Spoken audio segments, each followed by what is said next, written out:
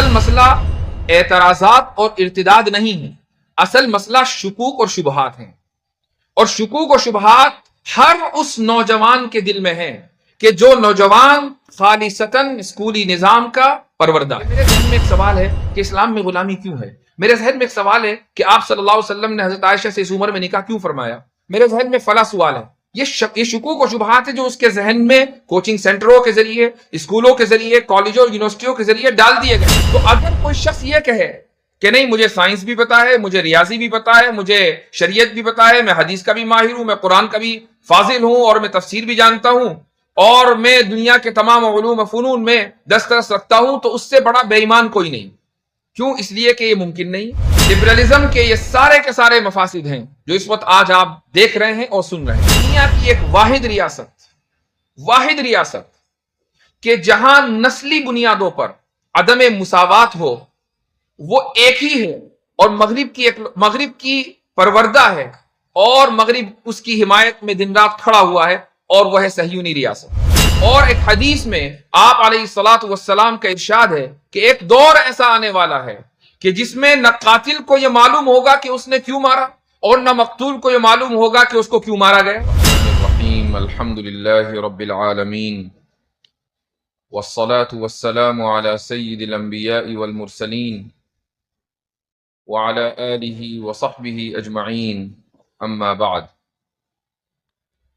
فقد قال اللہ تعالی فی کلامہ المجید وَلَقَدْ كَرَّمْنَا بَنِي آدَمَ وَحَمَلْنَاهُمْ فِي الْبَرِّ وَالْبَحْرِ وَرَزَقْنَاهُمْ مِنَ الطَّيِّبَاتِ۔ اللہ سبحانہ وتعالی کا لاکھ لاکھ شکر ہے کہ اس نے ہمیں نہ صرف یہ کہ رسول اکرم صلی اللہ علیہ وسلم کی امت کا فرد بنایا، بلکہ اس امت کے مسائل کی فکر مندی بھی عطا کی ہے، اور اسی فکر مندی کا مظہر آج کا یہ اجتماع ہے کہ جس میں ماشاءاللہ اکثریت یہاں کے علماء کی ہے۔ اللہ سبحانہ وتعالی سے دعا ہے کہ ہمارے یہاں جمع ہونے کو قبول فرمائے۔ اس آیت میں اللہ سبحانہ وتعالی نے بنو آدم کا مقام ذکر کیا ہے کہ ہم نے بنو آدم کو معزز بنایا، مکرم بنایا، اور اس کے بعد اس کے معزز اور مکرم ہونے کی دو تین دلیلیں پیش کی ہیں اللہ نے، کہ پہلی دلیل یہ ہے کہ وَحَمَلْنَاهُمْ فِي الْبَرِّ وَالْبَحْرِ، کہ کبھی سمندروں میں اور کبھی خشکی پر وہ سفر کرتا ہے۔ یہ خصوصیت جانوروں کو حاصل نہیں۔ اس کے بعد اللہ تعالیٰ فرماتا ہے کہ وَرَزَقْنَاهُمْ مِنَ الطَّيِّبَاتِ، پاکیزہ رزق عطا کیا، اور پھر یہ فرماتا ہے کہ وَفَضَّلْنَاهُمْ عَلَى كَثِيرٍ مِّمَّنْ خَلَقْنَا تَفْضِيلًا، کہ اپنی بہت سی مخلوقات پر اس نے انسان کو، بنو آدم کو فضیلت دی۔ اس آیت سے یہ ثابت ہوتا ہے کہ قرآن کا مقصد، یا یوں کہہ لیں کہ اللہ سبحانہ وتعالی نے جو انسان کو بنایا ہے، انسان کا مقام بھی اس نے قرآن کریم کے ذریعے طے کر دیا کہ اس کا مقام بلند ہے۔ اب اگر دنیا میں کوئی ایسا نظام آئے کہ جو انسان کو اس کے بلند مقام سے گرا دے، تو اس نظام کو مسترد کیا جانا ضروری ہے۔ ایک حدیث امام مسلم رحمہ اللہ روایت کرتے ہیں، حضرت حذیفہ ابن الیمان رضی اللہ عنہ کی حدیث ہے۔ وہ یہ فرماتے ہیں کہ آپ صلی اللہ علیہ وسلم نے ہم سے دو باتیں ذکر فرمائی تھیں، ان میں سے ایک بات کو تو ہم نے دیکھ لیا، اور دوسری کا میں انتظار کر رہا ہوں۔ پہلی چیز کہ جس کو میں نے دیکھ لیا وہ یہ ہے کہ امانت لوگوں کے دلوں کی گہرائی میں نازل ہوئی، اور اس کے بعد انہوں نے قرآن کریم سیکھا اور رسول اکرم صلی اللہ علیہ وسلم کی سنت سیکھی، اللہ پر ایمان لائے۔ فَعَلِمُوا مِنَ الْقُرْآنِ، انہوں نے قرآن سیکھا۔ اس کا مطلب یہ ہے کہ اللہ رب العزت نے جن صحابہ کرام رضی اللہ عنہم کو ایمان لانے کے لیے چنا تھا، آپ صلی اللہ علیہ وسلم کا صحابی بننے کا شرف جن کو عطا کیا تھا، ان کے دلوں میں پہلے آپ صلی اللہ علیہ وسلم نے امانت، اللہ رب العزت نے امانت کا بیج ڈالا، اور یہ امانت کا بیج جب بڑھا تو ان کے دل تیار تھے کہ وہ رسول اکرم صلی اللہ علیہ وسلم پر ایمان لے آئیں اور اللہ رب العزت کے کلام کو سمجھیں اور اس کو قبول کریں۔ پھر اس کے بعد یہ ہوا کہ امانت اٹھنے لگی، ایمانداری اٹھنے لگی، اور جب ایمانداری اٹھی تو اس طریقے سے اٹھی کہ حضرت حذیفہ رضی اللہ عنہ یہ فرماتے ہیں کہ قبیلے میں، قوم میں، شہر اور قریے میں کوئی ایک آدھ اس طرح ہوا کرتا ہے کہ جس کے بارے میں کہتے ہیں کہ بھائی بہت امانت دار ہے، بہت ہی ایماندار شخص ہے۔ تو ذرا تصور کیجئے کہ حضرت حذیفہ دور صحابہ کے تعلق سے یہ فرما رہے ہیں کہ آپ صلی اللہ علیہ وسلم کی وفات کے بعد اب امانت اٹھنے لگی ہے۔ اب 14 صدیوں کے بعد آج امت کا کیا حشر ہے یہ ہمارے سامنے ہے، لیکن سوال یہ ہے کہ اس امانت کا ایمان سے کیا تعلق ہے؟ دونوں کا جو مشتق ہے وہ ایک ہی ہے، ایمان کا بھی اور امانت کا بھی، لیکن دونوں کا تعلق کیا ہے یہ اگلی حدیث میں امام مسلم رحمہ اللہ نے بیان فرما دیا۔ امام مسلم کی جو صحیح ہے وہ اس کی جو اصل، اس کا جو کمال ہے وہ ہے اس کی ترتیب، اور اس ترتیب کے ذریعے امام مسلم رحمہ اللہ بہت سی باتیں اس طرح کہے جاتے ہیں کہ پڑھنے والے کو جب تک کہ اگر اس کے اندر اس میں بصیرت ہے تبھی وہ سمجھے گا، اگر بصیرت نہیں ہے تو وہ سمجھ نہیں سکے گا۔ ترتیب اس قدر شاندار ہے۔ امام مسلم کی اگلی حدیث ہے کہ آپ علیہ الصلوۃ والسلام کا ارشاد ہے کہ تعرض الفتن علی القلوب عودا عودا، کہ چٹائی کے تنکوں کی طرح ایک کے بعد ایک فتنے دلوں کے سامنے پیش کیے جائیں گے، دلوں پر پیش کیے جائیں گے۔ کچھ دل ان کو قبول کر لیں گے، اور جو دل ان فتنوں کو قبول کریں گے تو اللہ سبحانہ و تعالی ان دلوں میں نکتۃ سودا، ایک کالا نقطہ پیدا کر دے گا، اور وہ پھر کالا اور سیاہی پن، وہ کالا پن بڑھتا رہے گا یہاں تک کہ دل مکمل سیاہ ہو جائے گا۔ اس ترتیب سے یہ پتا چلتا ہے کہ اگر انسان کے دل سے ایمانداری، امانت داری ختم ہو گئی تو پھر اس کا دل فتنوں کا شکار ہو جائے گا، اور اگر امانت داری اور ایمانداری باقی رہی تو دنیا میں چاہے کتنے ہی فتنے ہوں لیکن اس کا دل محفوظ رہے گا۔ اب سوال یہاں پر یہ ہوتا ہے کہ ایمانداری کیا ہے اور ہم کیسے ایماندار بن سکتے ہیں؟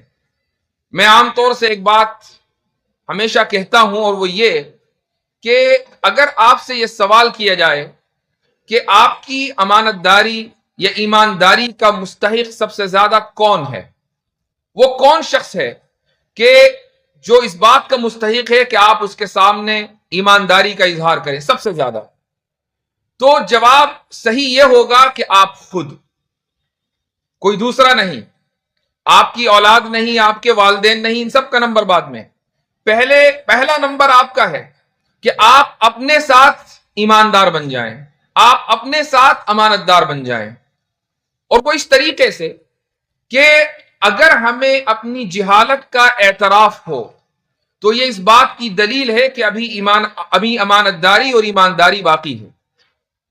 جس دن ہم یہ اعتراف کر لیں کہ جو کچھ ہمیں معلوم ہے وہ اس سے کہیں کم ہے کہ جتنا ہمیں معلوم نہیں ہے، اور جتنا ہمیں معلوم نہیں ہے وہ اس سے کہیں زیادہ ہے جتنا ہمیں معلوم ہے، خواہ ہم اپنے میدان میں کتنی ہی مہارت رکھتے ہوں، اپنے میدان میں کتنا ہی ید طولہ رکھتے ہوں، لیکن دنیا میں معلومات اتنی زیادہ ہے اور کوئی بھی شخص یہ دعویٰ نہیں کر سکتا کہ میں دنیا کی ہر چیز کو جانتا ہوں۔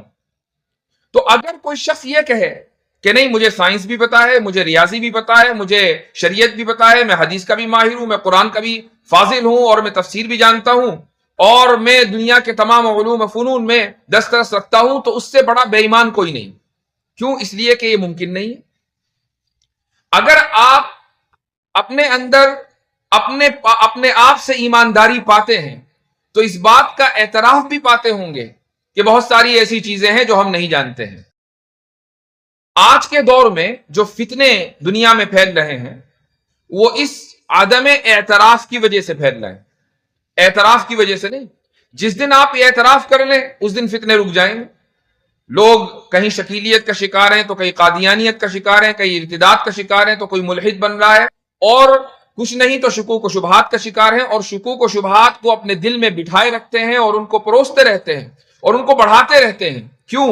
اس لیے کہ یہ اعتراف نہیں ہے۔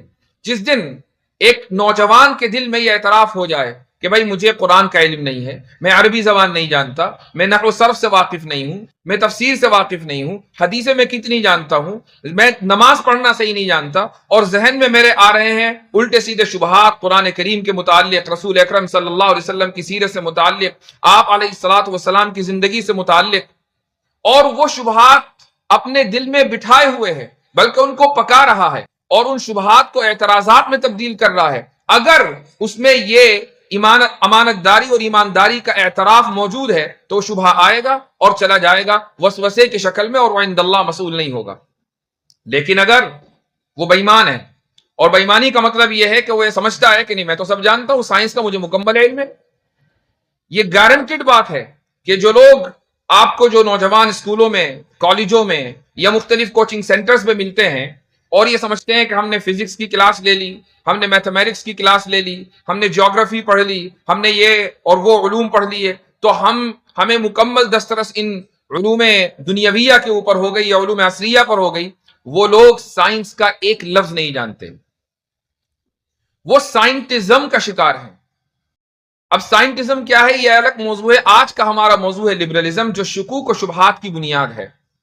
میں نے شروع میں جس آیت کا حوالہ دیا، اس آیت میں اللہ سبحانہ و تعالی نے انسان کے مقام بلند کو ذکر کیا ہے، اور میں نے ابھی عرض کیا تھا کہ ہر وہ نظام جو انسان کو اس کے مقام بلند سے گرا دے، وہ نظام قابل مذمت ہے، قابل ترک ہے۔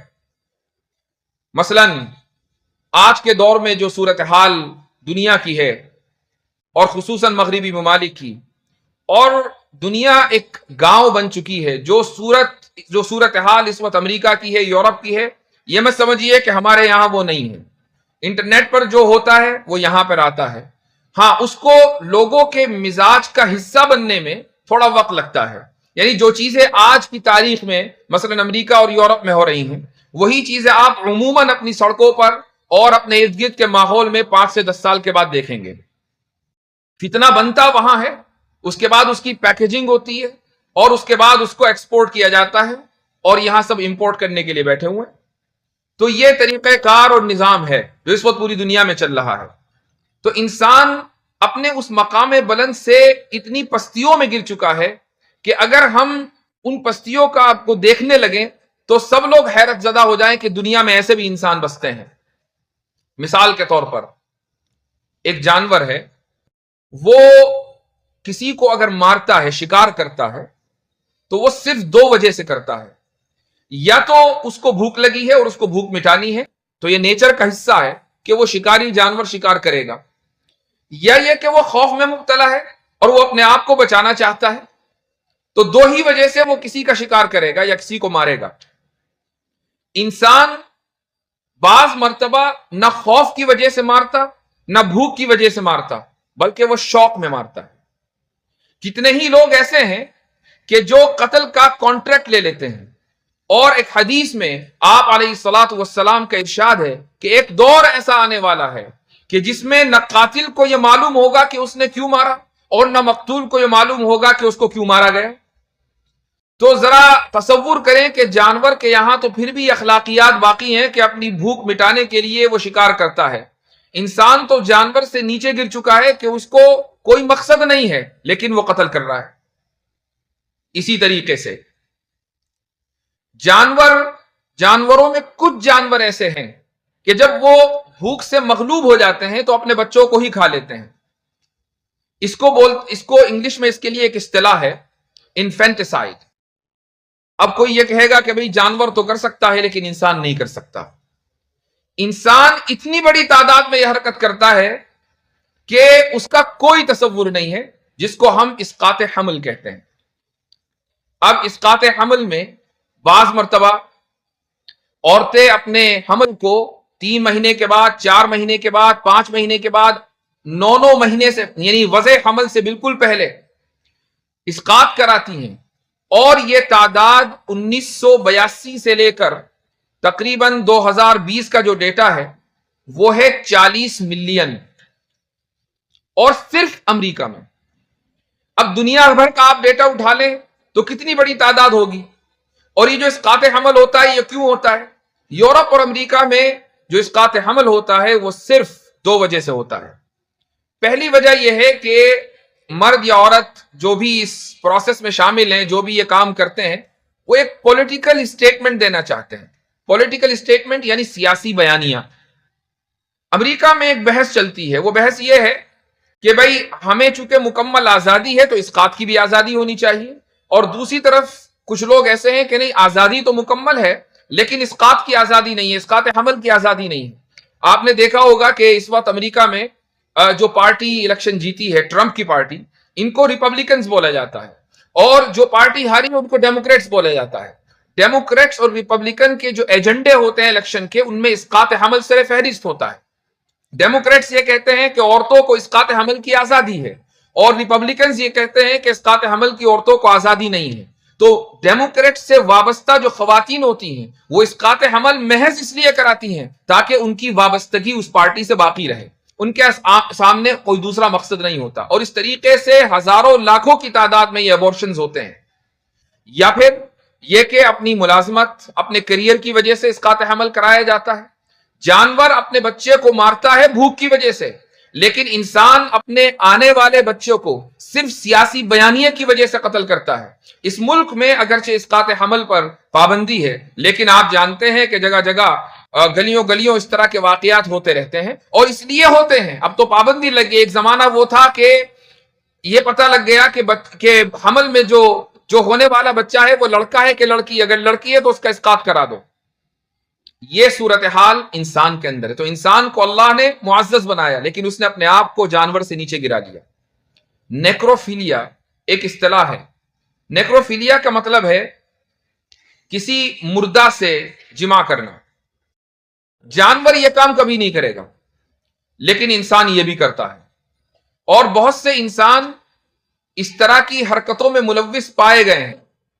امریکہ جیسے ملک میں اس کے اوپر کوئی سزا نہیں ہے، کوئی جرم نہیں ہے۔ ہاں، معاشرتی اعتبار سے کچھ لوگوں کو برا لگ سکتا ہے، لیکن اگر کوئی شخص کسی لاش کے ساتھ یہ عمل کرتا ہوا پایا جائے تو نہ اس کو پولیس گرفتار کرے گی، نہ اس کے اوپر کوئی جرمانہ لگے گا، کچھ نہیں۔ کیوں؟ اس لیے کہ جس کے ساتھ یہ حرکت ہو رہی ہے وہ چونکہ کسی بھی احساس سے محروم ہے، لہٰذا اس کے ساتھ اگر یہ حرکت ہوئی ہے تو وہ اپنے حق کو مانگنے کے لیے زندہ نہیں ہے، موجود نہیں ہے، لہٰذا اس کا کوئی حق نہیں ہے۔ تو انسان نے اپنے آپ کو اس حد تک گرا لیا۔ یہ کیوں گرایا؟ یہ اس لیے گرایا چونکہ انسان کو 300-400 سال پہلے ایک نظام دیا گیا، اور وہ نظام ہے لبرلزم۔ لبرلزم کے یہ سارے کے سارے مفاسد ہیں جو اس وقت آج آپ دیکھ رہے ہیں اور سن رہے ہیں۔ لبرلزم کیا چیز ہے؟ لبرلزم کا بعض لوگ ترجمہ کر دیتے ہیں آزادی اظہار رائے، لیکن آزادی اظہار رائے محض اس کی ایک مثال یا اس کا ایک مظہر ہے۔ لبرلزم کی تعریف یہ ہے کہ یہ ایک ایسا اخلاقی فلسفہ ہے جو مساوات، آزادی اور حق اختیار کو بڑھانے میں یقین رکھتا ہے۔ یہ ایک ایسا اخلاقی فلسفہ ہے جو آزادی، مساوات اور حق اختیار کو بڑھاوا دینے میں یقین رکھتا ہے۔ یہ لبرلزم کی تعریف ہے۔ یعنی یہ ایک ایسا نظام ہے کہ جس میں زیادہ سے زیادہ آزادی اور زیادہ سے زیادہ مساوات اور ایکوالٹی ہو۔ مساوات کو مثلا لے لیں آپ کہ مساوات کسے کہتے ہیں؟ آج کل ہی نہیں بلکہ گزشتہ 30-35 سال سے ہم یہ چیزیں پڑھتے چلے آ رہے ہیں کہ مرد اور عورت کے درمیان مساوات ہے۔ کچھ لوگ یہ لکھتے ہیں کہ مساوات نہیں ہے جیسے ہی۔ اور مجھے ایک گلہ بھی ہے ہمارے طبقہ علماء سے، وہ یہ کہ جب ہم مغربی تہذیب کے تعلق سے یا ان افکار کے اوپر لکھنا شروع کرتے ہیں تو ہمارا رویہ معذرت خواہانہ ہو جاتا ہے، اور ہم ان خیالات کو اور ان معیارات کو اپنا کر یہ ثابت کرنے کی کوشش کرتے ہیں کہ اسلام بھی ان معیارات کے اوپر کھرا اترتا ہے۔ مثال کے طور پر مساوات کا مسئلہ ہے۔ جب کوئی یہ اعتراض کرتا ہے کہ بھئی اسلام میں تو مساوات نہیں ہے مرد اور عورت کے درمیان، تو فوراً ہمارا جواب ہوتا ہے کہ کس نے کہہ دیا کہ نہیں ہے؟ بالکل ہے، مرد اور عورت بالکل مساوی ہیں ایک دوسرے کے، حالانکہ بنیادی طور پر مساوات کا معیار ہونا، معیار اخلاق ہونا ہی غلط ہے۔ جب ہم یہ کہتے ہیں کہ اسلام میں مساوات ہے اور اسلام میں مرد اور عورت دونوں کا جو معاملہ کیا گیا وہ یکساں طریقے سے کیا گیا ہے، تو اس کا مطلب یہ ہوا کہ ہم نے مغرب کے اس اصول کو اختیار کر لیا اور اسلام کو اس اصول کے تابع کر دیا۔ بالکل ایسے ہی جب ہم سے یہ سوال ہوتا ہے کہ بھائی اسلام میں تو آزادی اظہار رائے نہیں ہے، تو ہم یہ کہتے ہیں کہ نہیں، کس نے کہہ دیا؟ اسلام میں بھی آزادی اظہار رائے ہے۔ تو فوراً ہم نے مغرب کے اصول کو مان لیا اور اسلام کو اس اصول کے تابع کر دیا۔ یہ ہے معذرت خواہانہ رویہ۔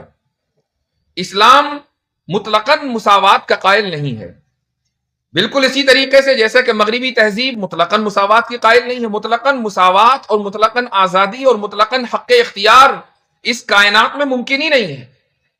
مساوات کیا چیز ہے؟ مساوات یہ ہے کہ دو یکساں چیزوں کے ساتھ یکساں معاملہ کرنا اور دو مختلف چیزوں کے ساتھ مختلف معاملہ کرنا۔ اس کی ایک مثال میں آپ کو دیتا ہوں۔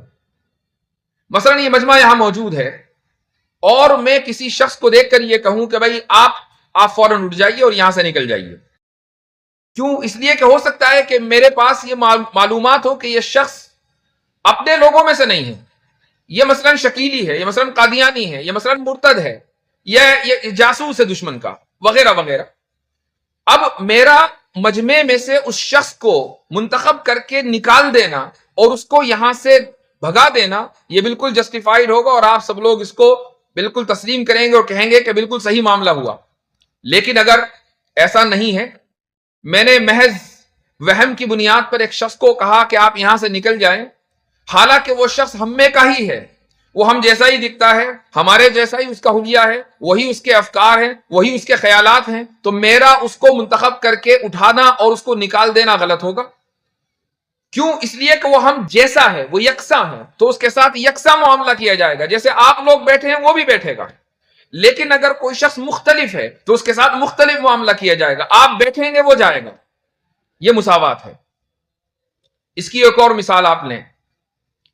آپ مثلا کسی دارالافتاء میں ہیں، مفتی کا عہدہ آپ کے پاس ہے، اور آپ کا ایک دوست آپ کے پاس آیا جس کے بارے میں آپ اچھی طرح جانتے ہیں، اس کے احوال و قوائف سے واقف ہیں، اس کی صحت کیسی ہے اس سے واقف ہیں، اور وہ آپ سے آ کر یہ کہتا ہے کہ مفتی صاحب مجھے یہ فتویٰ چاہیے کہ یہ جو ڈرنک ہے یہ میرے لیے درست ہے یا نہیں۔ اور آپ چونکہ پہلے سے واقف ہیں کہ یہ شخص شوگر کا مریض ہے، تو آپ یہ کہیں کہ نہیں، یہ تمہارے لیے درست نہیں ہے۔ اسی کے بعد اسی مجلس میں ایک شخص آتا ہے اور وہ یہ کہتا ہے کہ مفتی صاحب یہ ڈرنک میرے لیے درست ہے یا نہیں، اسی ڈرنک کے بارے میں سوال ہے، اور آپ یہ کہتے ہیں کہ بالکل درست ہے۔ تو پہلا شخص یہ شکایت کر سکتا ہے کہ بھئی یہ آپ نے کون سے دارالافتاء سے فتوے کی ڈگری لی ہے کہ ایک ہی مسئلہ ہے، ایک ہی چیز ہے، میرے لیے تو آپ نے کہہ دیا کہ درست نہیں ہے اور اس کے لیے کہہ دیا کہ درست ہے، یہ فرق کیوں؟ تو آپ کیا جواب دیں گے کہ تم دونوں کی حالت یکساں نہیں ہے، تو مجھے معلوم ہے تم شوگر کے مریض ہو اور اس ڈرنک سے تمہارے شوگر میں اضافہ ہوگا، اور اس کے بارے میں مجھے معلوم ہے کہ وہ شوگر کا مریض نہیں ہے، وہ نارمل بندہ ہے، وہ اگر پیے گا تو شوگر میں اضافہ نہیں ہوگا۔ اس لیے میں نے جو جواب دیا تو جواب میں تم الگ الگ یا یہ جو یکسانیت ہے یہ نہیں پاتے۔ مساوات کا مطلب یہی ہوا کہ دو یکساں معاملات کو ایک طریقے سے ٹریٹ کرنا یا ایک طریقے سے ان کو سمجھنا، اور دو مختلف معاملات کو الگ الگ طریقے سے ٹریٹ کرنا اور اس کو سمجھنا، یہ مساوات ہے۔ اب ایک اعتراض اسلام پر ہوتا ہے اور بڑا ہی عام اعتراض ہے۔ اعتراض یہ ہوتا ہے کہ اگر کوئی اسلامی حکومت ہے تو وہاں پر مسلمان کو تو جزیہ نہیں دینا، لیکن ذمی کو جزیہ دینا پڑتا ہے اور جزیہ دے کر اپنا تحفظ خریدنا پڑتا ہے، لیکن ایک مسلمان ہے تو وہ کبھی جزیہ نہیں دیتا اور اپنے تحفظ نہیں خریدتا۔ تو یہ جو ایک ہی ملک کے شہری ہیں ان کے ساتھ الگ الگ معاملہ کیوں ہوتا ہے؟ یہ اعتراض عام طور سے شبہے کی شکل میں بہت سے نوجوانوں کے دلوں میں پایا جاتا ہے، اور ملحدین و مرتدین تو عام طور سے یہ اعتراض اٹھاتے ہی اٹھاتے ہیں۔ تو اس کا جواب یہ ہے کہ ذمی اور مسلمان اگرچہ ایک ہی حکومت کے تحت رہ رہے ہیں، اگرچہ اسلامی حکومت کے سٹیزنز اور شہری ہوں، لیکن دونوں یکساں نہیں ہیں۔ یہ یکساں کیوں نہیں ہے؟ کوئی یہ کہہ سکتا ہے کہ اس لیے نہیں ہے کہ ایک کا عقیدہ کچھ ہے دوسرے کا عقیدہ کچھ ہے، وہ تو ہے ہی اپنی جگہ، لیکن ذمیوں کے بارے میں حکم یہ ہے کہ ان کو فوج میں شامل نہیں ہونا ہے، ان کی کوئی ضرورت نہیں ہے۔ ہاں، ہر مسلمان فوجی ہے ایک اسلامی حکومت کا، تو جب ان کو فوج میں شامل ہی نہیں ہونا تو حفاظت ان کی کون کرے گا؟ حفاظت تو مسلمان کریں گے. جب ان کو فوج میں شامل نہیں ہونا تو وہ اپنی حفاظت نہیں کریں گے، ان کی حفاظت کی جائے گی. مسلمان تو حفاظت فراہم کرنے والا ہے، تحفظ فراہم کرنے والا ہے، ان کو تحفظ فراہم کیا جائے گا. لہٰذا ان کی ذمہ داری یہ ہے کہ تم جزیہ دو، اور مسلمان کی ذمہ داری یہ ہے کہ تمہیں جزیے کی ضرورت نہیں ہے. یہی وجہ ہے کہ اگر کوئی ذمی اس خواہش کا اظہار کرے کہ مجھے بھی فوج میں بھرتی ہونا ہے تو جزیہ اس سے ساقط ہو جاتا ہے. تو دونوں معاملات یکساں نہیں. جب دونوں یکساں نہیں ہیں تو ان کے ساتھ یکساں معاملہ نہیں کیا جائے گا. اسی طریقے سے اسلامی حکومت کے اوپر یہ اعتراض کیا جاتا ہے کہ بھئی یہاں پر مذہب اور عقیدے کی بنیاد پر مساوات نہیں پائی جاتی. مثلا ایک مسلمان کو تو یہ حق ہوتا ہے کہ وہ اپنے دین کی بات کرے، اپنے دین کی تبلیغ کرے، لیکن ایک ذمی کو یہ حق نہیں ہوتا کہ وہ اپنے دین کی تبلیغ کرے. تو یہ جو مساوات، آپ جب جواب دینے لگیں گے تو اس کے دو ہی جواب ہیں. یا تو آپ یہ کہیں کہ نہیں، کافر کو بھی ذمی کو بھی ایک مسلم ملک میں، ایک اسلامی ریاست میں اپنے دین کی تبلیغ کا حق ہے. اگر آپ یہ کہیں گے تو یہ چیز غلط ہے. اور اگر آپ یہ کہیں کہ تبلیغ کا حق نہیں ہے، اگرچہ میں مساوات کو اہم ترین اصول تسلیم کرتا ہوں لیکن اس کو تبلیغ کا حق نہیں ہے، تو آپ کا اصول ٹوٹ جاتا ہے. تو پھر اس کا کیا جواب ہوگا؟ اس کا جو جواب ہے وہ یہ ہے، بعض مرتبہ تحقیقی جواب نہیں، الزامی جواب دینا ضروری ہوتا ہے. اور وہ اس طریقے سے کہ مساوات ایک اخلاقی معیار ہو، ہمیں یہی چیز تسلیم نہیں ہے. اور مغرب اس چیز کو دن رات ثابت کرتا ہے. مغربی تہذیب میں جس طرح عدم مساوات پائی جاتی ہے، دنیا میں کہیں نہیں پائی جاتی. مثلا دنیا کی ایک واحد ریاست کہ جہاں نسلی بنیادوں پر عدم مساوات ہو، وہ ایک ہی ہے، اور مغرب کی پروردہ ہے، اور مغرب اس کی حمایت میں دن رات کھڑا ہوا ہے، اور وہ ہے صہیونی ریاست. اگر کوئی شخص انڈیا میں ہو یا دنیا کے کسی بھی کونے میں، وہ یہ ثابت کر دے کہ وہ یہودی ہے، یہودی النسل ہے، تو باقاعدہ صہیونی ریاست اس کو خرچہ دے گی، ٹکٹ دے گی، اس کا پاسپورٹ آئے گا، شہریت اس کو دی جائے گی، اور وہ شہریت لے کر وہاں پہنچے گا. لیکن 1966 سے پہلے جتنے مسلمان وہاں آباد تھے، جو آج ریفیوجی کی شکل میں مختلف ملکوں میں اپنی زندگی گزار رہے ہیں، وہ اپنے گھروں میں واپس آنا چاہتے ہیں، واپس نہیں آ سکتے، حالانکہ وہ وہیں کے باشندے ہیں. کیوں؟ چونکہ ان کی نسل الگ ہے اور اس کی نسل الگ ہے. تو نسلی بنیادوں پر قانون بنا کر وہاں پر عدم مساوات کو نہ صرف یہ کہ اس کی ترویج کی جاتی ہے، بلکہ فخریہ پوری دنیا میں بیان کیا جاتا ہے، اور مغرب اس کے اوپر خوش ہے، اس کو کوئی مسئلہ نہیں ہے. تو اگر کوئی یہ کہے کہ عدم مساوات ایک غلط رویہ ہے، تو پھر اس سے یہ کہنا چاہیے کہ پھر اس غلط رویے کو ہر جگہ ٹھیک کرو، ان ملکوں میں بھی ٹھیک کرو کہ جن کی حمایت میں تم کھڑے ہو. ایسے ہی آپ تحقیقی جواب کے طور پر یہ بھی کہہ سکتے ہیں کہ ایک مسلمان کو اپنے ملک میں اسلامی حکومت میں دین کی بات کرنا اس کے لیے اس لیے درست ہے چونکہ دین اس ملک کا بنیادی کانسٹیٹیوشن ہے، یعنی پورا جو دستور ہے وہ اس دین کے اوپر کھڑا ہے، اسی لیے تو وہ اسلامی ریاست ہے. اب اگر کسی کافر کو، ذمی کو یہ حق دے دیا جائے کہ وہ یہودیت کی، عیسائیت کی یا کسی اور مذہب اور دین کی ترویج کرے، تو وہ اس دستور کے خلاف، اس ملک کے دستور کے خلاف تبلیغ کر رہا ہے. کیا دنیا کی کوئی ریاست، کیا دنیا کی کوئی حکومت اپنے ملک کے دستور کے خلاف بولنے کی اور دستور کے خلاف چیزوں کی نشر و اشاعت کی اپنے باشندوں کو اجازت دے سکتی ہے؟ نہیں دے سکتی. تو پھر اسلامی ریاست سے یہ مطالبہ کیوں؟ تو یہ جو مساوات کا رویہ ہے، اس کو جیسے ہی آپ ایک اعلیٰ اخلاقی قدر اور اصول مان لیں گے تو فوری طور پر آپ معذرت خواہانہ رویے کا شکار ہو جائیں گے. اور بہت سی باتیں ایسی ہیں کہ جس کا آپ جواب نہیں دے پائیں گے، خود بھی مطمئن نہیں ہوں گے اور دوسروں کو بھی مطمئن نہیں کر پائیں گے. مغرب جب آپ کو کوئی چیز دیتا ہے، کوئی اصول دیتا ہے، کوئی بات بتاتا ہے، تہذیب کا کوئی حصہ آپ کو دیتا ہے، تو ہمیشہ اس کے تعلق سے تشکیک کی نگاہ سے ادھر دیکھیے، اس کو شک بھری نگاہوں سے دیکھیں، چونکہ ہو سکتا ہے کہ اس کے اندر کوئی گڑبڑی ہو. اس کو بالکل آنکھ بند کر کے قبول کرنے کی ضرورت نہیں ہے. یہ تو رہا مساوات کا قصہ. اب آ جائیں آزادی پر. ایک کتاب ہے اور یہ کتاب انگریزی میں لکھی گئی ہے. اس کتاب کا عنوان کا ترجمہ ہی یہ ہے کہ مطلقاً آزادی ممکن نہیں ہے. یعنی جو لوگ آزادی کے قائل ہیں، کہتے ہیں آزادی چاہیے، ہمیں بولنے کی آزادی، لکھنے کی آزادی، صحافت کی آزادی، پریس کی آزادی، فلاں کی ڈھکا کی، وہ خود اس بات کے قائل ہیں کہ دنیا میں مطلقاً آزادی ممکن نہیں ہے. ایک واقعہ، بلکہ واقعہ کا یہ تو قانون ہے مختلف ملکوں کا، آپ ہولوکاسٹ کا یورپ میں انکار نہیں کر سکتے. اگر آپ یورپ میں ہولوکاسٹ کا انکار کریں گے تو یہ قابل سزا جرم ہے. کینیڈا کا ایک واقعہ میں آپ کو بتاتا ہوں. یہ وہ ممالک ہیں جو اپنے آپ کو کہتے ہیں کہ بھئی ہم آزادی کے چیمپئن ہیں. کینیڈا میں ایک باقاعدہ کیس آیا کہ جس میں ایک اسکول کے ٹیچر نے اپنی اسکول میں کلاس پڑھاتے ہوئے بچوں سے یہ کہا کہ بھئی ہم جس دور میں جی رہے ہیں، اس دور میں ہر چیز کے اوپر یہودیوں کا غلبہ ہے. سیاست میں وہ ہیں، اقتصادیات میں وہ ہیں، اور ایسا لگتا ہے کہ یہودی لابی پوری دنیا کو چلا رہی ہے. یہ چیزیں ہم دن رات کہتے رہتے ہیں، لیکن کسی بچے نے یہ بات اسکول کے پرنسپل کو رپورٹ کر دی. معاملہ عدالت میں چلا گیا، سپریم کورٹ تک گیا، اور سپریم کورٹ میں یہ فیصلہ ہوا کہ اس شخص نے بچوں کے دلوں میں نفرت پیدا کی ہے. اس کو نہ صرف یہ کہ اسکول سے برخاست کیا گیا، بلکہ یہ اس کو سزا بھی دی گئی جیل کی. اب یہ وہ ممالک ہیں کہ جو یہ کہتے نہیں تھکتے کہ ہمیں آزادی اظہار رائے حاصل ہے، ہم آزادی اظہار رائے کو پروموٹ کرتے ہیں. اسی آزادی اظہار رائے کی بنیاد پر جب وہاں قرآن کریم کے نسخے جلائے جاتے ہیں اور مسلم امت احتجاج کرتی ہے تو وہ کیا کہتے ہیں کہ نہیں، ہمارے یہاں آزادی اظہار رائے ہے.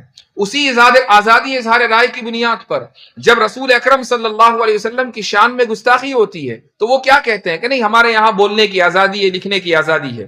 لیکن جب ایک خاص کمیونٹی کے تعلق سے حقیقت کا اظہار ہوتا ہے تو پھر اس آزادی کو ختم کر دیا جاتا ہے، اس پر پابندی لگ جاتی ہے. ایک انسان پابند سلاسل ہو جاتا ہے محض اس لیے کہ اس نے حقیقت کا اظہار اپنے کلاس روم میں کیا.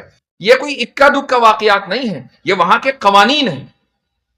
اس لیے جب ہم آزادی کے تعلق سے بات کریں تو ہمارا رویہ اور ہمارا ضابطہ یہ ہونا چاہیے کہ اسلام آزادی ضرور دیتا ہے، لیکن جس طریقے سے تم مطلقاً آزادی کے قائل نہیں ہو، ہم بھی مطلقاً آزادی کے قائل نہیں ہیں. تم جس طریقے سے آزادی کو مقید کرتے ہو، ہم بھی آزادی کو مقید کرتے ہیں. فرق اتنا ہے کہ تمہارے یہاں آزادی کو مقید کیا گیا ہے جب یہودیوں کا معاملہ آتا ہے، ہمارے یہاں آزادی کو مقید کیا گیا ہے جب مذہبی مقدسات کا معاملہ آتا ہے. اور مذہبی مقدسات میں صرف رسول اکرم صلی اللہ علیہ وسلم کی شخصیت شامل نہیں ہے، بلکہ قرآن کریم نے تو یہ اعلان کر دیا کہ وَلَا تَسُبُّوا الَّذِينَ يَدْعُونَ مِن دُونِ اللَّهِ، کہ اللہ کے علاوہ یہ لوگ جن لوگوں کی عبادت کرتے ہیں ان کو بھی برا بھلا نہ کہو. تو ہمارے یہاں مذہبی شخصیات یا مقدسات میں تمام چیزیں شامل ہیں. ہم نے تو آزادی کو وہاں مقید کیا، تو پھر ہمارے اور تمہارے درمیان فرق کیا رہا؟ اسی طریقے سے ایک اور ضابطہ پیش کیا جاتا ہے، اور وہ ضابطہ ہے حق اختیار کا. حق اختیار کا مطلب یہ ہے کہ بھئی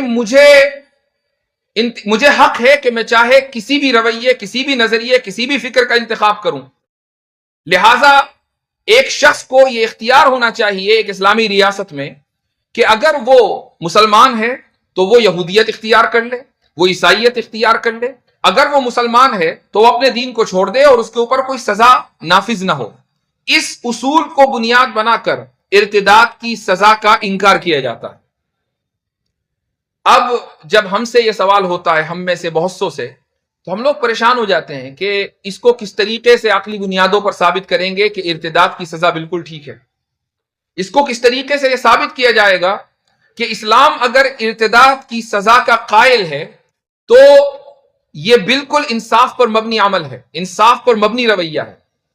پریشانی اس وقت ہوتی ہے جب ہم حق اختیار کو ایک اعلیٰ اخلاقی اصول کے طور پر قبول کر لیتے ہیں. لیکن اگر ہم یہ کہیں کہ حق اختیار بھی محدود ہے، آپ جس چیز کو بھی چاہیں منتخب نہیں کر سکتے. مغرب میں مثلا ایک بچہ ہے، 14 سال کا بچہ، 14 سال کی عمر، اگر وہ جا کر اسکول میں اپنے پرنسپل یا کاؤنسلر کو یہ کہے کہ مجھے کچھ ایسا لڑکا ہے، مجھے فیل ہو رہا ہے کہ میں لڑکا نہیں لڑکی ہوں، تو اس کو فوری طور پر باقاعدہ حکومت کی مدد سے اس کو دوائیں دی جاتی ہیں جس سے اس کے جو ہارمونز ہیں وہ بدل جائیں، اور آہستہ آہستہ 2 سال 4 سال 5 سال میں اس کے اندر جسمانی تبدیلی ہو، اس کے افکار اور خیالات کے اندر تبدیلی ہو، اور 4-5 سال میں وہ اپنی جنس تبدیل کرا لے اور دنیا کی کوئی طاقت اس کو روک نہیں سکتی اس چیز سے. کیوں؟ اس لیے کہ اس کو حق اختیار ہے. اس کو یہ اختیار تھا کہ وہ لڑکا بنا رہے, اب یہ اختیار ہے کہ وہ لڑکی بن جائے. اس پر ایک واقعہ یاد آیا, اور یہ واقعہ میں نے مختلف نشستوں میں سنایا بھی ہے. غالباً 4 یا 5 سال پہلے کی بات ہوگی. میرے پاس ایک صاحبہ نے فون کیا اور انہوں نے اپنی لڑکی کا واقعہ ذکر کیا کہ میری لڑکی 14 سال کی ہے اور وہ لڑکوں کے جیسے کپڑے پہنتی ہے. شروعات میں تو ہم نے اس کو اگنور کیا, لیکن پھر اس کی عادتیں لڑکوں جیسی ہونے لگی اور اب وہ اپنے آپ کو لڑکا ہی سمجھتی ہے, اور ہم اس تعلق سے بڑے پریشان ہیں, آپ کچھ کریں. تو میں نے ان سے یہ عرض کیا کہ آپ نے جو مجھ سے رابطہ کیا ہے وہ کس چیز کے, کس طرح کا حل آپ کو چاہیے. اگر آپ یہ چاہتی ہیں کہ میں کچھ دعا بتا دوں آپ کو تو ٹھیک ہے, میں دعا بتا دوں گا. لیکن اگر آپ چاہتی ہیں کہ اس کا لڑکی کا باقاعدہ علاج کیا جائے تو میں سائیکالوجسٹ نہیں ہوں, میں ماہر نفسیات نہیں ہوں, ایک نفسیاتی بیماری ہے. تو اس خاتون نے جواب دیا اور میں حیرت زدہ رہ گیا. اس نے کہا کہ آپ بالکل صحیح کہہ رہے ہیں, یہ نفسیاتی بیماری ہے, چونکہ میں خود ماہر نفسیات ہوں. اور نہ صرف یہ کہ میں ماہر نفسیات ہوں, لڑکی کا باپ بھی ماہر نفسیات ہے. ہم دونوں سائیکائٹرسٹ بھی ہیں, سائیکالوجسٹ بھی ہیں. تو میں نے ان سے ایک سوال کیا. میں نے کہا کہ کیا آپ کے اور آپ کے ہسبینڈ کے, شوہر کی زندگی میں کبھی ایسا ہوا کہ آپ اپنے کلینک میں بیٹھے ہوں اور کوئی شخص آئے اور آ کر یہ کہے کہ میں لڑکا ہوں, لڑکی جیسا محسوس کر رہا ہوں, یا کوئی لڑکی کہے کہ میں لڑکا جیسا محسوس کر رہی ہوں, اور آپ اس کو کہیں کہ تمہیں نفسیاتی بیماری نہیں ہے اور آپ اس کی مدد کے طور پر کچھ دوائیں دے دیں تاکہ وہ آگے چل کر اپنی جنس کو تبدیل کرا لے؟ تو وہ کہنے لگی کہ یہ تو دن رات ہوتا آیا ہے, ہم نے کتنے ہی لوگوں کو دوا دی ہے تاکہ وہ اپنی جنس تبدیل کرا لیں. اگر ہم ایسا نہیں کریں گے تو ہمارا جو لائسنس ہے حکومت کی طرف سے دیا ہوا وہ منسوخ ہو جائے گا. ہم یہ کر ہی نہیں سکتے, ہم اپنی بچی سے بات نہیں کر سکتے کہ اس کو نفسیاتی بیماری ہے, چونکہ جس دن ہم نے اس کو یہ کہہ دیا اور اس نے حکومت کو فون کر دیا تو ہم دونوں کا لائسنس منسوخ ہو جائے گا اور ہم کچھ کھانے کمانے کے لائق نہیں رہیں گے. اس لیے ہم آپ کی مدد کے لیے آئے ہیں. اب ذرا تصور کریں کہ مریض کو تو اختیار ہے کہ وہ اپنی جنس تبدیل کرا لے, ڈاکٹر کو اختیار نہیں ہے کہ وہ یہ کہے کہ میں تم کو ایک دوا لکھ کر دے رہا ہوں تاکہ تم جنس تبدیل نہ کراؤ. ڈاکٹر کو اختیار نہیں ہے کہ وہ اس بیماری کو بیماری قرار دے دے. ہم مریض کو اختیار ہے کہ وہ اپنے آپ کو نارمل سمجھے اور دوا لے کر اپنی جنس تبدیل کرا لے. تو پھر اختیار غیر محدود کہاں رہا, یہ تو محدود ہو گیا. میں نے اس والدہ سے پوچھا کہ آج کل آپ کہاں رہتی ہیں؟ کہنے لگی کہ ہم لوگ پہلے صوبہ کیلیفورنیا میں رہتے تھے, اب یہاں شکاگو میں آئے ہیں. ہمارا جو شہر ہے شکاگو جہاں میں رہتا ہوں, تو لوگ ازراہ مزاح اس کو شکاگو شریف کہتے ہیں, اور اس کی شرافت کی وجہ یہ ہے کہ اس شہر میں سب سے زیادہ مدرسے ہیں. اب آپ دیکھیں کہ دنیا چاہے مسلمان کہیں بھی رہتے ہوں, مدرسوں کی وجہ سے شرافت کی قائل ہو جاتی ہے. تو شکاگو میں پہلا مدرسہ, نہ صرف یہ کہ پہلا مدرسہ ہے اس ملک کا, بلکہ سب سے زیادہ مدرسے ہیں. وہاں مسلمانوں کی اپنی یونیورسٹی ہے, اپنے اسکولز ہیں, اپنے کالجز ہیں, بہت مضبوط مسلمانوں کی کمیونٹی ہے. اس لیے ازراہ مزاح لوگ کہتے ہیں بھئی آپ تو شکاگو شریف میں رہتے ہیں. تو وہ خاتون اس لیے آئی تاکہ اس کو مسلمانوں کا کچھ ماحول مل جائے. اس نے اسکول سے اپنی بچی کو اٹھا لیا. 1 سال کا عرصہ گزر گیا, اس کے بعد اس کا فون آیا کہ اب میری بیٹی واپس آ رہی ہے. تو میں نے اس سے پوچھا کہ کیسے؟ اس نے کہا کہ میں نے ماحول بدل دیا, اب میں اس کو ایک لڑکیوں کے مسلم اسکول میں بھیجتی ہوں, تو یہاں ماحول مختلف ہے, تو یہ جو خیالات اور وسوسے اس کو آتے تھے وہ چلے گئے. اس سے کیا ثابت ہوا؟ اس سے ثابت ہوا کہ یہ وہ وساوس ہیں, یہ وہ خیالات ہیں کہ جن کو شیطان لوگوں کے, نوجوانوں کے دلوں میں ڈالتا ہے, اور پھر شیاطین الانس, ان شیاطین الجن کی مدد کرتے ہیں, ان کو دوائیں دیتے ہیں, ان کے جینڈر کو تبدیل کرانے میں ان کی مدد کرتے ہیں, اور یوں معاشرہ اور خاندان تباہ ہو جاتا ہے. لبرلزم کا واحد مقصد خاندانوں کو تباہ کرنا ہے, چاہے وہ مساوات کے ذریعے ہو, چاہے وہ آزادی کا کھوکھلے نعرے کے ذریعے ہو, اور چاہے وہ حق اختیار کے کھوکھلے نعرے کے ذریعے ہو. خاندان کسی طریقے سے تباہ ہو, یہ لبرلزم کا بنیادی مقصد ہے. اللہ سبحانہ و تعالی خاندان کو عظیم نعمت قرار دیتا ہے. اللہ سبحانہ و تعالی انسان کو معزز اور مکرم قرار دیتا ہے. لبرلزم انسان کو انسانیت کے درجے سے ہٹا کر جانوروں کے درجے سے بھی نیچے لے کر جاتی ہے. یہ وہ نظام ہے. اس لیے اس نظام کو سمجھنا اور اس نظام کا رد کرنا بے انتہا ضروری ہے. اب آپ یہ سمجھیں کہ یہ نظام امریکہ میں پایا جاتا ہوگا تو یہ وہاں کی باتیں, کوئی بڑے ملک ہیں, بڑی باتیں, ایسا نہیں ہے. یہ نظام ہر محلے میں ہے. چونکہ جو شخص بھی یہ کہے کہ مرد اور عورت کے درمیان مساوات ہونی چاہیے, جو شخص بھی یہ کہے کہ آزادی لامحدود ہونی چاہیے, جو شخص بھی یہ کہے کہ فلاں کی آزادی, فلاں کی آزادی, جو شخص بھی یہ کہے کہ مجھے اختیار کا حق ہے, جو شخص بھی یہ کہے کہ انسانیت سب سے بڑا مذہب ہے, جو شخص بھی یہ کہے کہ انسانیت سے بلند کوئی چیز نہیں ہے, یہ تمام وہ نعرے ہیں جو لبرلزم کی کوکھ سے نکلے ہیں. اور بدقسمتی یہ ہے کہ بہت سے دیندار افراد جانے انجانے میں اس طرح کے نعرے بلند کرتے رہتے ہیں. وہ اس لیے بلند کرتے ہیں کہ معلومات نہیں ہے, اس کے پیچھے کیا افکار ہیں وہ پتہ نہیں ہے. جس دن یہ پتہ چل جائے کہ ان نعروں کے پیچھے کیا سازشیں ہیں, ان نعروں کے پیچھے وہ کون سے نظام ہیں جو ان نعروں کے ذریعے اپنے ایجنڈے اور اپنے مقاصد کو پورا کرنا چاہتے ہیں, اس دن آپ یہ سارے نعرے چھوڑ دیں گے. میرا جسم میری مرضی, آپ نے سنا ہوگا. چونکہ ایک عورت کی ہم چونکہ مشرقی تہذیب سے وابستہ ہیں تو فطرت کے قریب ہیں. مغربی تہذیب سے وابستہ ہوں گے, فطرت کے بہت دور ہیں. مشرقی تہذیب سے آپ جتنا روایت اور مشرقی تہذیب سے قریب رہیں گے, آپ فطرت کے قریب رہیں گے. جب آپ ایک عورت کے منہ سے سنتے ہیں کہ میرا جسم میری مرضی, تو خود سب کو برا لگتا ہے اور سمجھتے ہیں کہ نہیں, یہ بات غلط ہے. جسم تو اللہ تعالیٰ کا ہے تو مرضی بھی اسی کی ہے. لیکن اگر آپ اس نعرے کو بدل دیں اور یہ کہیں کہ میری رائے میری مرضی, تو اب کسی کو برا نہیں لگے گا. جبکہ رائے بھی اللہ تعالیٰ کی مرضی کے مطابق ہونی چاہیے. تو ہمارا ذہن ان افکار اور نعروں کو فلٹر کرنے کا عادی نہیں ہے. ہمارا ذہن ان افکار اور نعروں کو سمجھنے کا عادی نہیں ہے کہ ان کے پیچھے کیا مقاصد اور کیا ایجنڈے ہیں. یہ وہ فتنے ہیں کہ جو دلوں پر دن رات پیش کیے جا رہے ہیں, اور وہ دل جو ان فتنوں کو قبول کرے گا تو اس کے دل میں کالا نقطہ پیدا کر دیا جائے گا. اور جس طرح جیسے جیسے وہ شخص ان فتنوں کے آگے سر جھکاتا رہے گا, اس کے دل میں سیاہی بڑھتی رہے گی, اور ایک دن ایسا آئے گا کہ وہ ایمان سے نکل جائے گا. ابھی کچھ دیر پہلے جب میں گاڑی میں آ رہا تھا تو کچھ علماء سے بات ہو رہی تھی جو مجھے لینے گئے تھے. میں نے کہا کہ اس ملک میں یا اس وقت جو مسلمانوں میں ارتداد کا مسئلہ ہے وہ تو ہے اپنی جگہ, لیکن مرتدوں کی تعداد اتنی زیادہ نہیں ہے. ایسا نہیں ہے کہ ہر گلی محلے میں آپ کو مرتد مل جاتے ہوں. آپ کتنے مرتدین کو جانتے ہیں؟ میں چونکہ اس فیلڈ میں کام کرتا ہوں تو میں بہت سو کو جانتا ہوں, لیکن آپ بہت کم کو جانتے ہوں گے. ہو سکتا ہے کہ کسی کو نہ جانتے ہوں, ممکن ہے. تو ارتداد ہے, اپنی جگہ ہے, اور ارتداد بھی دو طرح کے ہیں. ایک فکری ہے کہ عملی ارتداد ہے. عملی ارتداد کا مطلب یہ ہے کہ کوئی لڑکی مثلا کسی اسکول میں گئی, غیروں کو اسکول میں گئی اور وہاں کسی کے جھانسے میں آ گئی اور بھاگ گئی.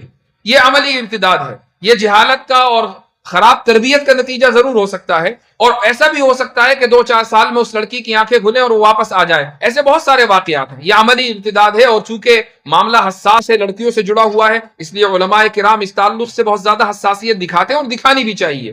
لیکن فکری ارتداد کتنا ہوگا؟ کتنے لوگوں کو آپ جانتے ہیں کہ جو افکار کی خرابی کی وجہ سے ارتداد کے راستے پر آ گئے؟ کتنے لوگوں کو آپ جانتے ہیں کہ جو قرآن کریم پر اعتراضات ان کے حل نہیں ہوئے لیکن اس وجہ سے وہ مرتد بن گئے؟ کتنے لوگوں کو آپ جانتے ہیں کہ جو حضرت عائشہ رضی اللہ عنہا کے عمر کی وجہ سے, نکاح کے وقت ان کی عمر کی وجہ سے, اس اعتراض کی بنیاد پر انہوں نے ارتداد کے راستے کو اختیار کر لیا. ایسے لوگوں کی تعداد آٹے میں نمک کے برابر بھی نہیں ہے, بہت کم ہے, کم ہے. تو پھر اصل مسئلہ کیا ہے؟ اصل مسئلہ اعتراضات اور ارتداد نہیں ہے. اصل مسئلہ شکوک اور شبہات ہیں. اور شکوک اور شبہات ہر اس نوجوان کے دل میں ہے کہ جو نوجوان خالصتاً اسکولی نظام کا پروردہ ہے. ہر نوجوان کے دل میں یہ شکوک و شبہات ہیں.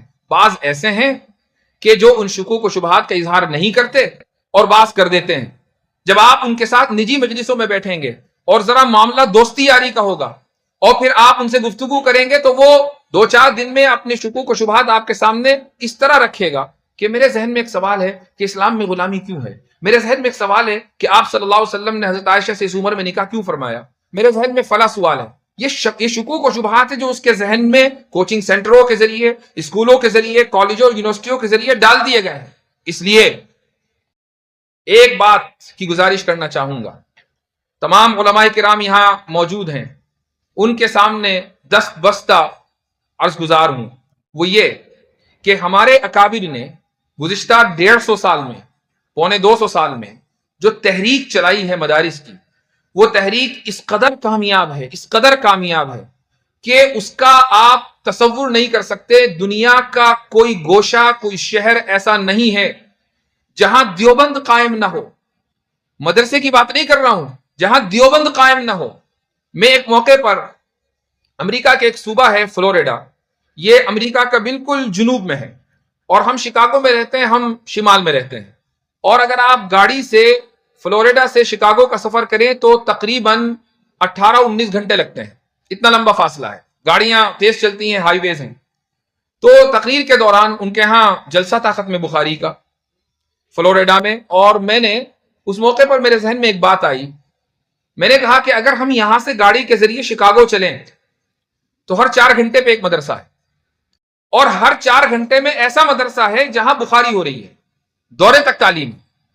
تو 18-19 گھنٹے کے سفر میں کتنے مدارس آپ کو امریکہ جیسے ملک میں ملیں گے؟ اور یہ سارے وہ مدارس ہیں جو جلسے نظامی کی تعلیم دے رہے ہیں، جو ہمارے اکابر کے منہاج پر ہیں، ان کے طرز کے اوپر قائم کیے ہوئے ہیں۔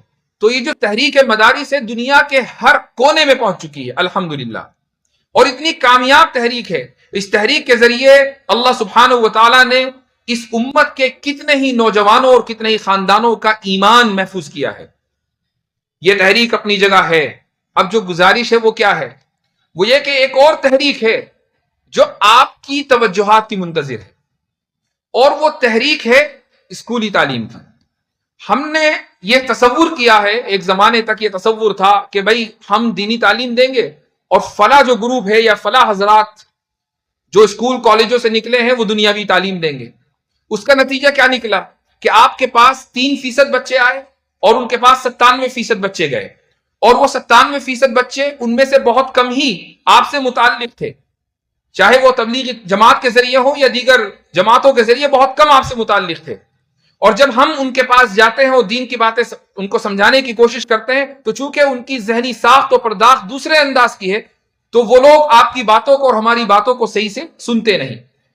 تصور کریں کہ اگر دین کی بات کرنے والا کوئی ٹائی میں ہو، سوٹڈ بوٹڈ ہو، اس کی شہرت میں اضافہ ہوگا، وہ زیادہ مشہور ہوگا، اس کی بات زیادہ توجہ سے سنی جائے گی، اور اس کے بارے میں سمجھا جائے گا کہ بھائی بہت بڑا علامہ فاضل ہے، سوٹڈ بوٹڈ ہے، اس کے باوجود دین کی بات کر رہا ہے۔ ان لوگوں میں اس کی مقبولیت زیادہ ہے۔ کیوں؟ اس لیے کہ انہیں آپ کی تربیت نہیں ملی ہے۔ ہمارے پاس یعنی علماء دیوبند کو کہہ لیں یا علماء کرام، یعنی اگر مطلقاً بات کی جائے، چاہے وہ کسی بھی مکتب فکر سے وابستہ ہوں، ان کے پاس 2 صلاحیتیں ایسی ہیں کہ جو عام لوگوں کے پاس نہیں ہیں۔ پہلی صلاحیت، ادارے چلانے کا فن، یہ جو مینجمنٹ ہے یہ علماء کرام کے پاس ہے۔ ہم تنظیمیں چلاتے ہیں، بڑے بڑے ادارے چلاتے ہیں، اس ملک میں نہیں، پوری دنیا میں ہر جگہ ادارے بڑے بڑے مسلمانوں میں کس کے پاس ہیں؟ وہ علماء کرام کے پاس ہیں۔ دوسرا فن، فنڈنگ، چونکہ کوئی بھی ادارہ بغیر فنڈ کے نہیں چل سکتا۔